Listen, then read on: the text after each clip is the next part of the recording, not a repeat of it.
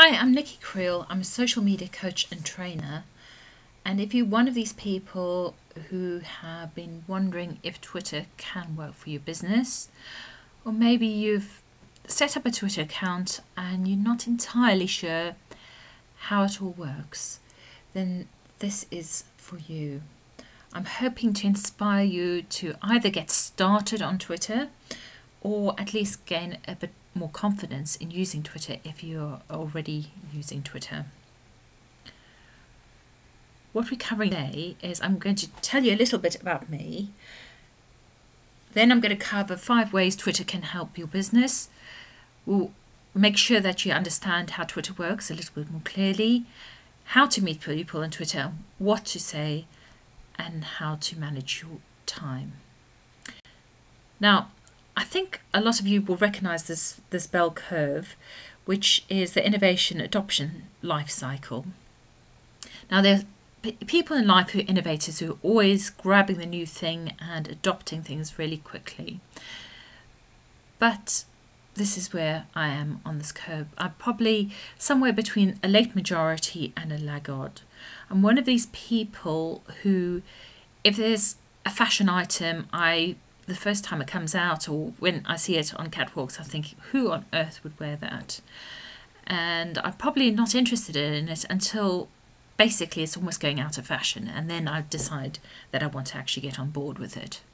So it's a little bit surprising for me to actually be involved with social media before. I certainly wasn't an early adopter or innovator, but I've got started a lot earlier than other people have with social media. So I'm not a techie person, and I would describe myself as a bit of a technophobe, but you can actually do a hell of a lot on social media if you just consider that social media and Twitter is all about communication. It's about meeting people and it's about talking to people. And it's really people to people that you need to consider. In August 2009, I started up a Twitter account very nervously because everybody said I should. And I went on it, and this is exactly how I felt. I was confused. I didn't know what was going on. All the conversations seemed to be disjointed. It seemed to be full of jargon. And there were loads and loads of shortened links, and I really didn't know what was going on. So I actually ran away within 2 days. I thought, nope, can't get this. It was only in August, well, that was August, in December that I actually thought, okay, I'm going to learn how to use Twitter properly.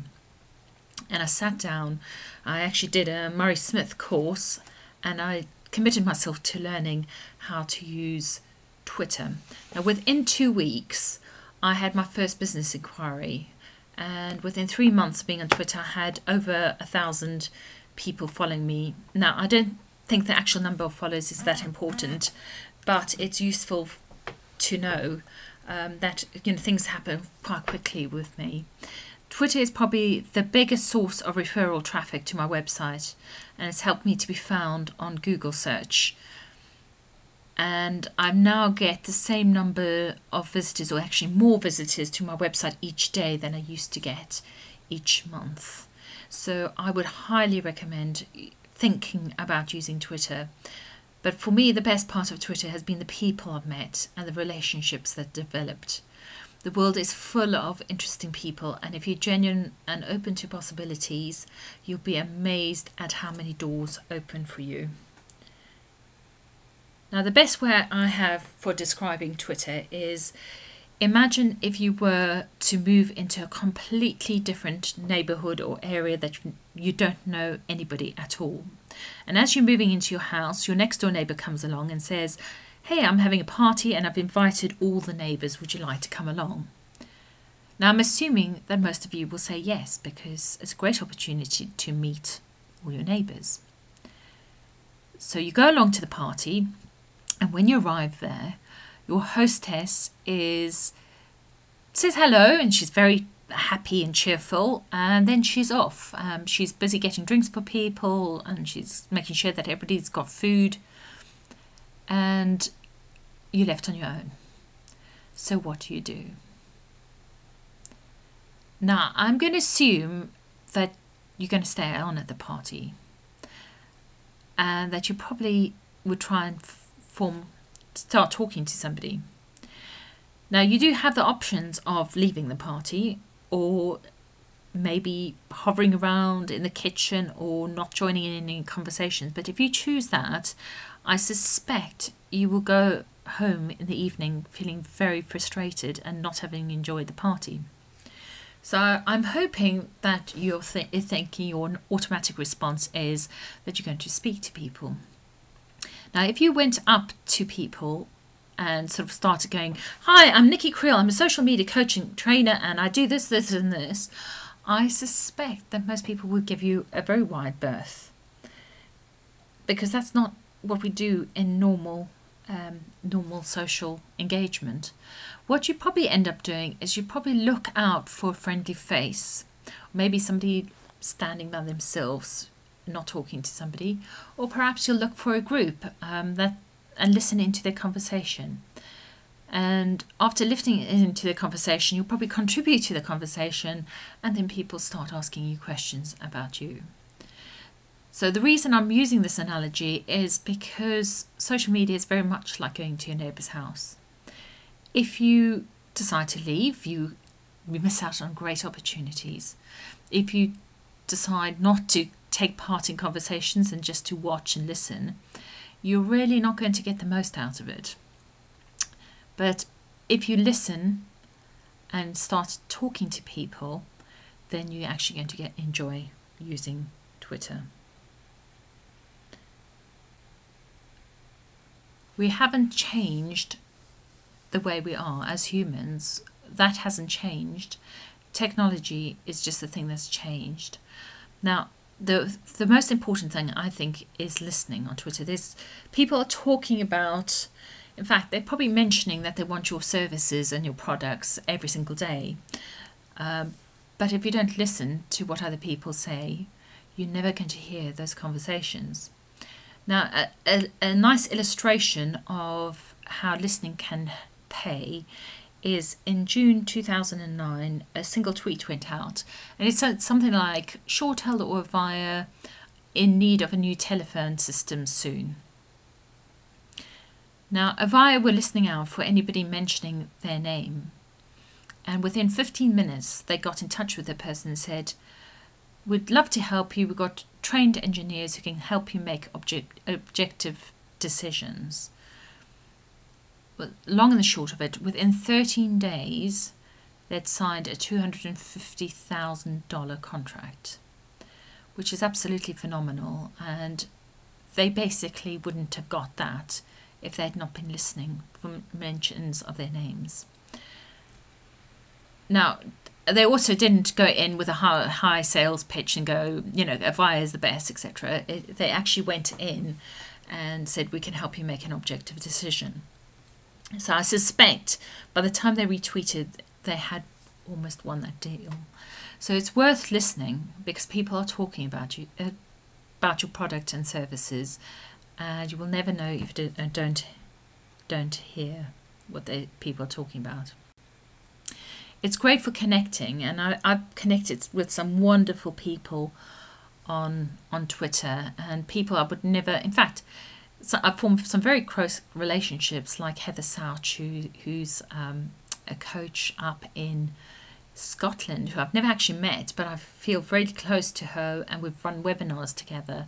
So she's brilliant, and she's got a mumpreneur group that she runs. Mum's got a business, and I feel very close to her, and we've actually physically never met.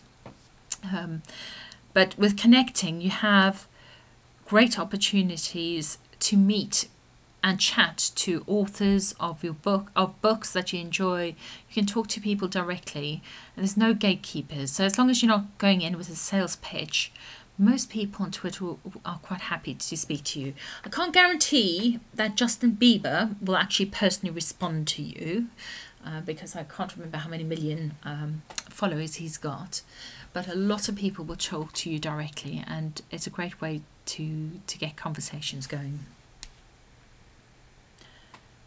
Now, Twitter for me is, if anybody's starting on social media, I always recommend Twitter first, because I don't think that any of the other social media platforms are as effective for marketing and PR.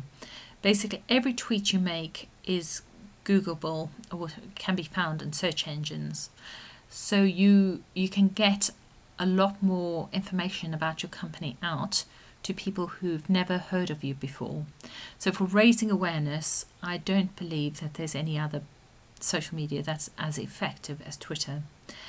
And in fact, most journalists are on Twitter, and I think it's fairly evident with this. You can't watch a TV show today or radio show without somebody sort of referring to a hashtag. They use hashtag this or that if you want to join in the conversation. So a lot of journalists, or most journalists, will actually be tweeting, and it's a great opportunity to speak to them directly. In fact, all my radio all my radio interviews this year have been via Twitter. So you can talk to people directly, and journalists can find you, as well as other people will start talking about you once you're talking. So it's not just about you talking about yourself, it's about other people mentioning you on Twitter as well. Then I've mentioned a little bit about online visibility. Each tweet you make is in effect like a mini website. So it's got a unique URL, and it means it can be found on search engines. So that's one way Twitter can help you. So if somebody's searching on Twitter, they can find, for certain keywords, they could find you. And your tweets can be found on Google as well. Now, I think more than that is that it makes people aware. It's like almost like a drip awareness. So if you continuously, you don't need to do Twitter 10,000 times a day or anything like that, but if people know about you and they see your tweets, that you become top of mind, and they sort of remember you, and you keep on coming up. So it means that you can raise your awareness even with people that you know already. So they'll remember that when they need somebody who's doing your services, that you're around. But I think the best thing is Twitter is great for building relationships. When in that December, when I just started on Twitter, I read a marketing book, Powerful Marketing on a Shoestring Budget, by Dee Blick, and I actually started tweeting. I tweeted about it, and due to that, we actually formed a very close relationship, and we've become friends through Twitter, and that was built up through Twitter. And with other people, it's like getting to know people over over a long period of time. It's like being able to sample your personality a little bit, like going into Sainsbury's or a shopping centre and being able to try out little bits of cheese or whatever. It gives people a chance to see what you like. So it's really important to be yourself on Twitter and let your personality come out, because you can't pretend to be something on Twitter. It comes across as inauthentic very, very easily.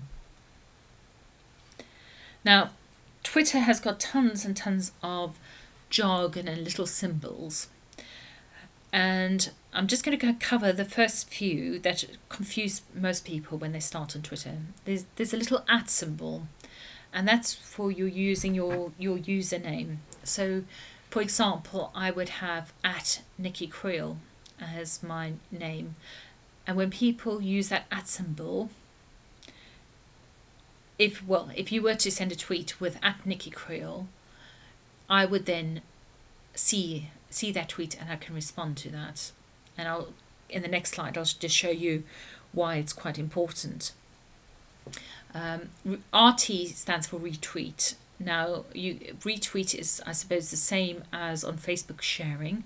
So it's like sharing it out. So if you send out something, let's say you've got 100 followers and you send out a message, potentially anybody on Twitter can see that tweet, but realistically it's more like that the 100 people who are following you are going to be paying more attention to that tweet.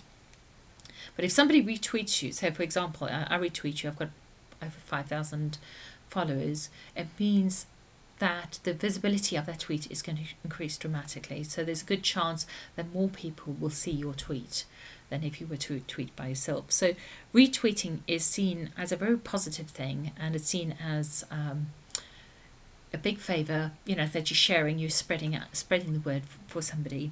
Now RT stands for retweet, so it's a shortened version of retweet. So sometimes people will just retweet you, or sometimes they'll want to add a comment and they'll put a little RT in front of it to say, I'm retweeting somebody else, but I'm adding my own comment.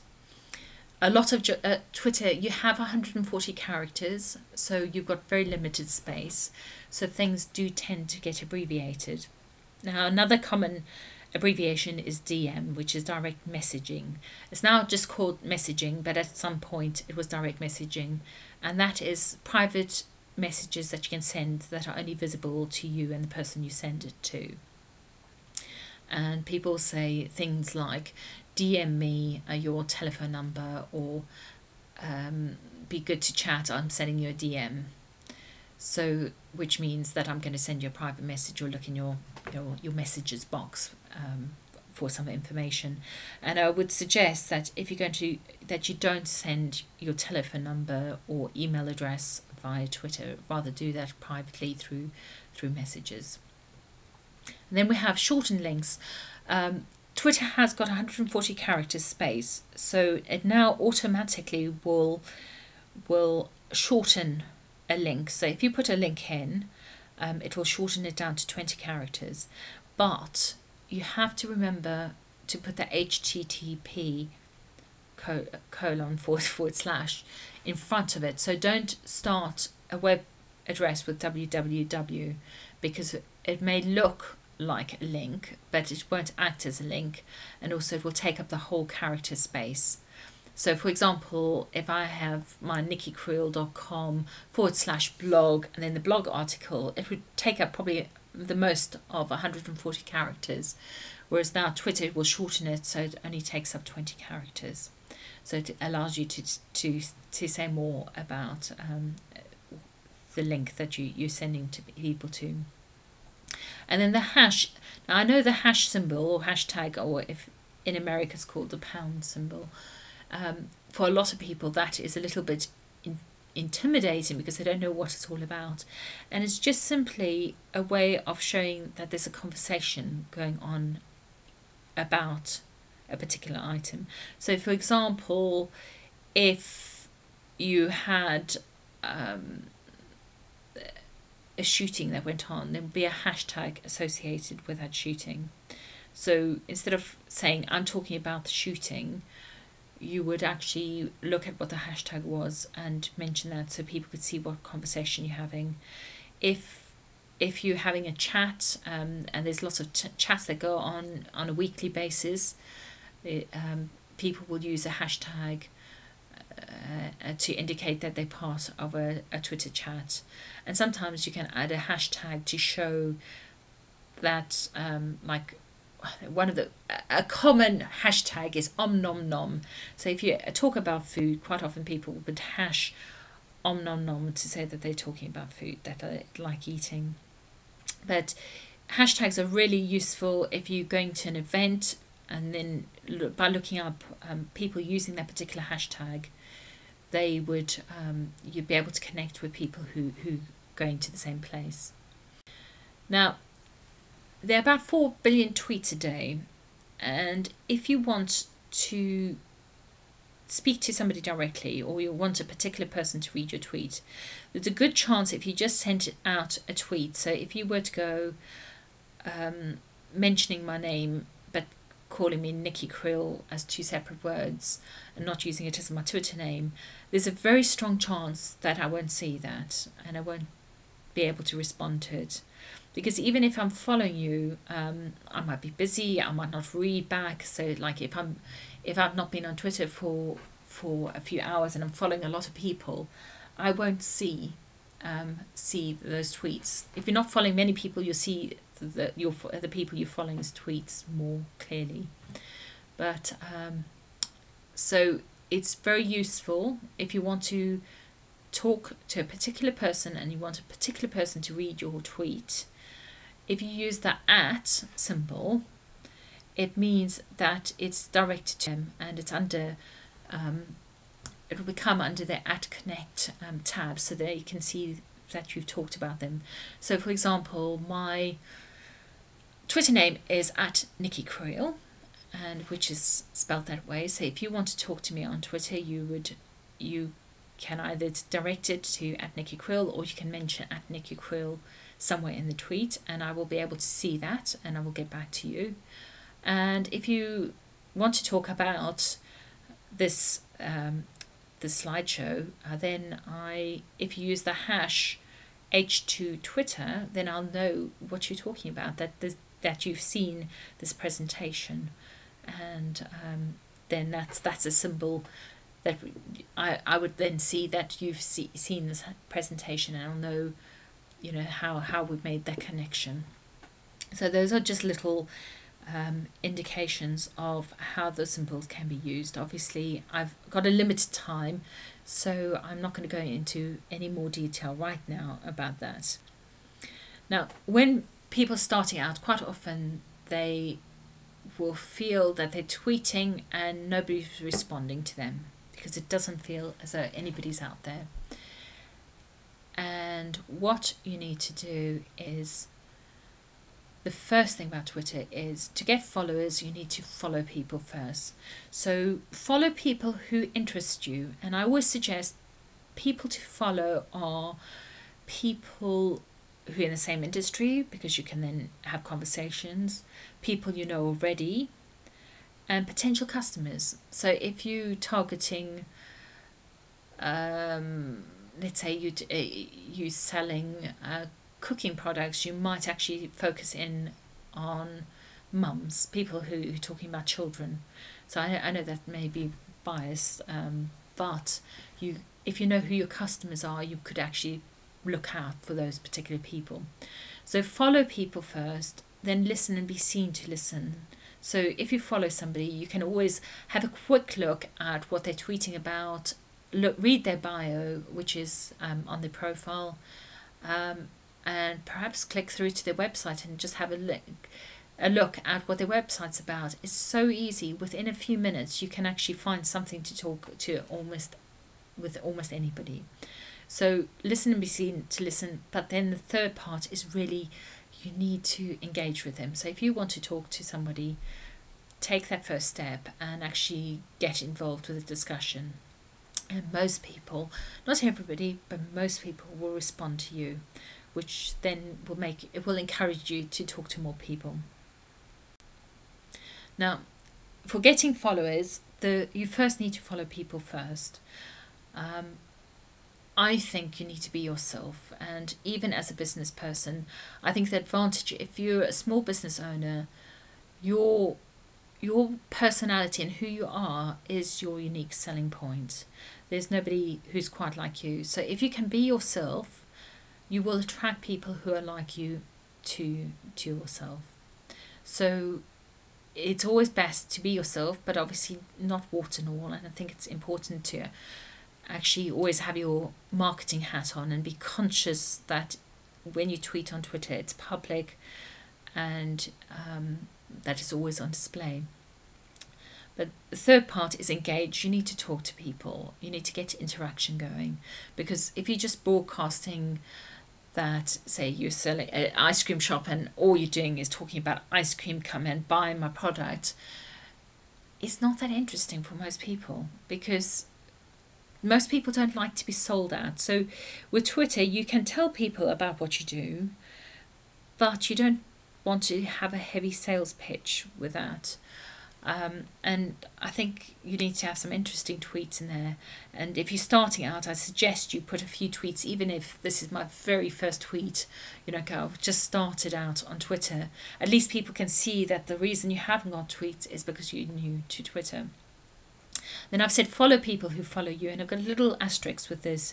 I find, and I've always tended to follow people who followed me. I know I don't do it so much now because I get quite a lot of people following me, and each time I have to look up, I look up at their profile. You don't need to follow every single person who follows you. Twitter, it's not like Facebook where you have to be friends and it's a mutual arrangement. With Twitter, you can follow anybody and anybody can follow you.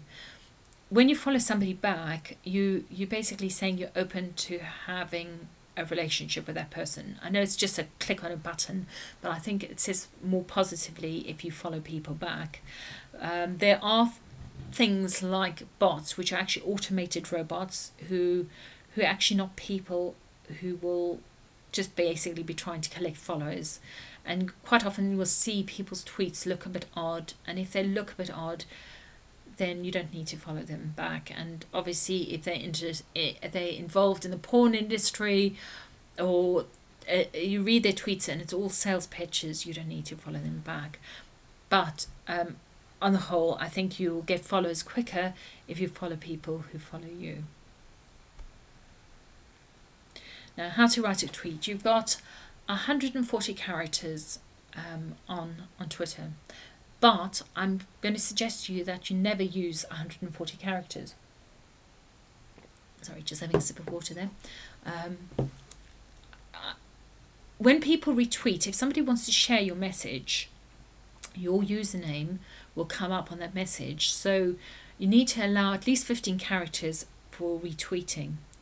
So when you retweet, which then is if you want to be retweeted, which is being rebroadcast to other people's followers, you need to make it as easy as possible for people to do that. And so ideally, as a rule, don't use more than 125 characters. There might be exceptions to this. If you're brand new to Twitter, you can actually see there's a character count. So as you type characters, you'll see how many characters you've got left. So I would say, as a rule, aim to always leave 15 characters. You can shorten most sentences or put things in a slightly different way. And I'm going to say this as clearly as I can. Please speak in plain English. There are so many acronyms on Twitter, and I've sometimes had to Google what acronyms mean because I haven't had the slightest clue. Most people don't have time. You basically got the second it takes to read a tweet to get somebody's attention.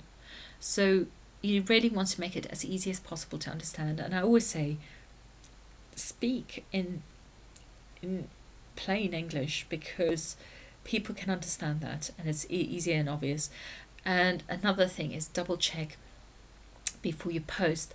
I've had this happen where I've left out the word not, and it's made a dramatic difference to the meaning of the sentence. And invariably it's always when I put a typo or a grammatical error that everybody starts retweeting, and you can't do much about that once people start retweeting. And I personally, it makes me cringe a little bit. So always double check before you post your tweet. Now, this is Dee Bleck, whose book, and I read, and I sort of formed a relationship. She's a best-selling author, and the reason I'm putting this tweet up is because I think it's a great reminder of what you can do on Twitter. She says, a balanced and perfect Twitter cocktail is 3 parts engaging, helpful and inspiring tweets to 1 part self-promotional.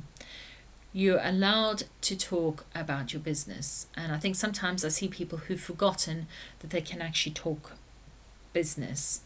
But you almost earn the right to talk about business by being a helpful, engaging person, by talking to other people on Twitter, by giving you useful tips. And you really can't give away all your trade secrets in 140 characters. Or if you can, I don't think you should be in business, because, you know, sort of like, I don't think anybody can actually give away their trade secrets in that length of time. Now, there are some cautions with Twitter, as with all things, things to watch out for. The first one is each tweet is permanent and searchable. Yes, you can actually delete a tweet, so if you find a typo and delete it quickly, but if somebody has seen that tweet and retweeted it, it's there. And quite often people have said things which somebody has copied or done a screen capture of it. So even though the tweet has been deleted, there's a record that that tweet was said. Invariably, if you're going to say something incredibly controversial, that will happen. So just have it in your head that it's permanent and searchable. Don't post anything, as a rule, that you wouldn't want your mother or children to see. So nothing that is that embarrassing. Sometimes I think people air their dirty laundry in public a little bit too much. So I think that's a good guide. You know, would my mother or would my children be embarrassed if they were to read that? Anything, you don't want to post anything that you wouldn't want to appear as a headline of a newspaper or in court. And it's like with emails, you are publishing information, so the rules of defamation apply. But I think generally those are cautions. Don't worry too much about them if you're being nice about people, and I prefer to say good things rather than negative things about people. Too fast. Just go back a little bit. And then addiction. Now, if you're new to Twitter, you'll probably think, how on earth can anybody get addicted to Twitter? But it creeps up on people very closely, quickly. And you have people who will check their Twitter account first thing in the morning. They'll be checking it when they're out with their friends, doing other things. They'll be checking all the time, and they will check their Twitter account last thing at night. So I'm just giving you a warning that there's a chance that you can get addicted to Twitter. You don't actually have to read everything, and that's quite important to know that. Now, it's very easy to get overwhelmed. Once you start out, if you feel that you need to read absolutely everything on Twitter, you will feel overwhelmed by it. So you don't need to read everything. There's ways to make your life simpler. And I don't think you need to spend that long on Twitter each day. I know people think I'm very active on Twitter, but what I tend to do is I will have my Twitter account open. So if people talk to me, I'll respond to them quickly because it will pop up on my tabs. So I'll just check it a few times during the day and respond to what's come in throughout the day.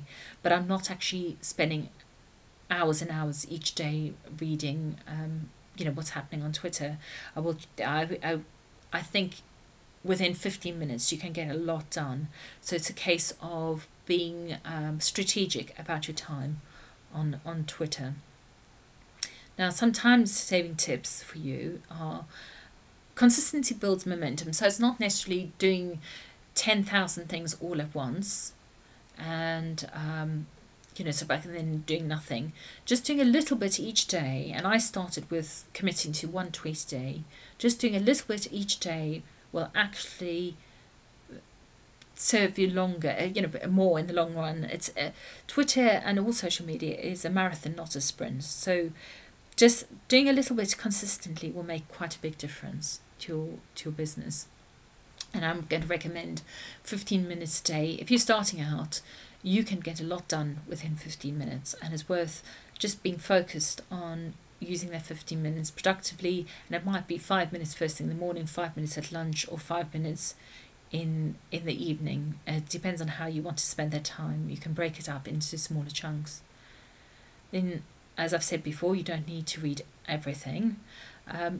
You can put people into lists, and I'd recommend that when you start following people, you can follow a certain number quite easily, and then once it builds up to, let's say, about 100 people that you're following, you'll start feeling as though you're getting swamped. So when you start out, you can actually put people in lists, and I'd recommend you put people in lists from the beginning and get into that good practice, or create lists so that you can, if you're short of time, you can then just pay attention to to people that you really want to hear from or hear about. So you might have a list of people you've met in real life. So those would be people that you might want to actually pay more attention to. So if you don't have time to read all the tweets, you would actually just go to that list and read those tweets. And then there are things like scheduling tools like Hootsuite or TweetDeck, which will actually allow you to say when your tweets go out. So for example, I was doing a talk up in London at the HRD exhibition, and I was talking about Twitter, and that day I put all my Twitter blogs that I thought would be useful for people getting started.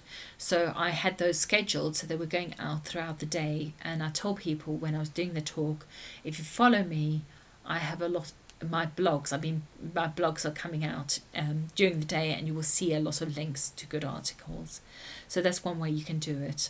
I wouldn't automate things too much, because it's better to be real and to be able to talk to people rather than setting up everything and never going onto Twitter, because it's frustrating if people talk to you and you don't get back to them for a week or two. You'll probably miss out on conversation, especially if somebody's asking about a product or a service you provide. It's not good not to get back to them, because they will have found somebody else who can offer that service. And then you've got lots of tools that can help manage your followers, and my favourite one is Manage Flitter, which is great for clearing out. Every now and then you need to clear out. There'll be people who haven't tweeted at all or who become inactive, and so you can sort of get rid of them. And there's certain tools that will tell you if somebody's acting like a bot or might be automated. So they'll highlight people who doing spammy type activity. So it's really good to use those type of tools. But when you're starting out, I think a lot of it you can do just simply using Twitter and using lists, and it will make your life easier if you realise you don't have to read everything and you don't have to do tons and tons on Twitter each day. And if you're feeling overwhelmed, I suggest you actually take time out. Sometimes it gets on top of you, so just walk away and come back. And I know people who will actually go on holiday for a few weeks during the summer or over Christmas. They say, okay, I'm stopping tweeting now, and they'll get back to people at when they come back. So they actually take a holiday from Twitter. Now, I've got an online course which might be of interest to you. I'm going to be running this live next week, which is the 17th to the 21st of December, from Monday to Friday. So each day I'm going to record live from 9:30 to 10:30 a.m. A training for Twitter, and then that will be recorded and available. So if you can't make that time, you'll be available during the day.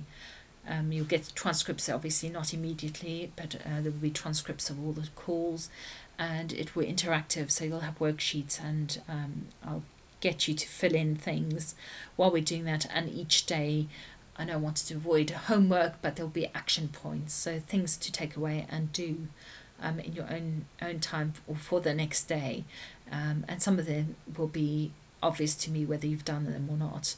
And during next week, we'll have a private Facebook group. So if any discussion, any questions you've got, if things are unclear, there's a way we'll communicate with that, and we'll be spending a lot of time making sure that I can answer everybody's questions on that. Now, the first step is going to be about, or the first day, Monday, will be about understanding why Twitter works and getting your branding right.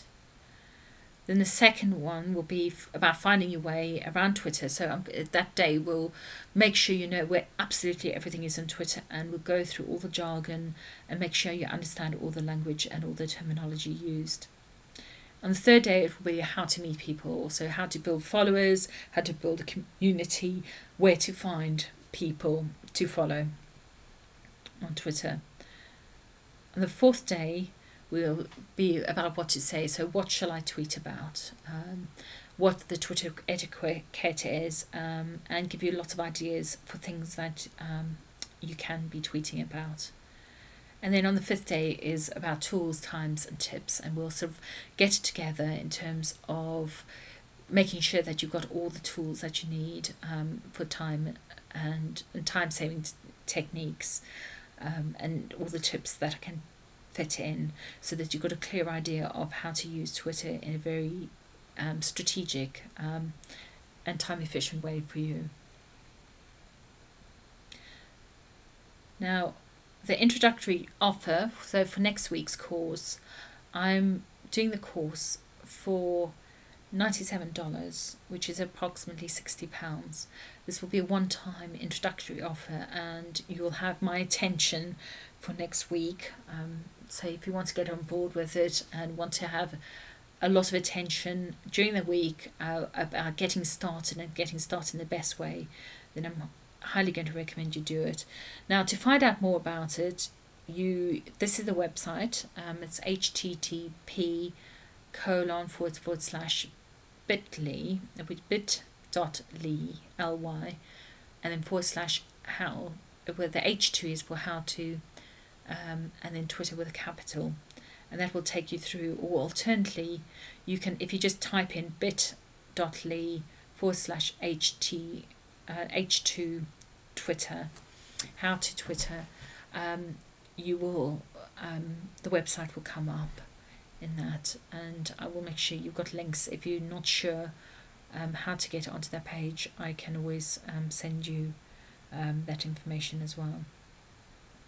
And what it includes is 5 one-hour webinars. You'll get the recording of it, transcripts of it, worksheets to work through each day, and there'll be action points to do, and you'll have all your questions answered during that time. And if you want to tweet with me, then my Twitter name is @NikkiCreel, and my email address is nikki@nikkicreel.com. So those are ways you can find out for me about me and about the course. I would love to have you on board. It's going to be good fun, and if you've ever thought of starting on Twitter, or you've started and you're not sure, this is an ideal time to do things. And well, I'm really looking forward to it, having you on board. So I hope to see you next week.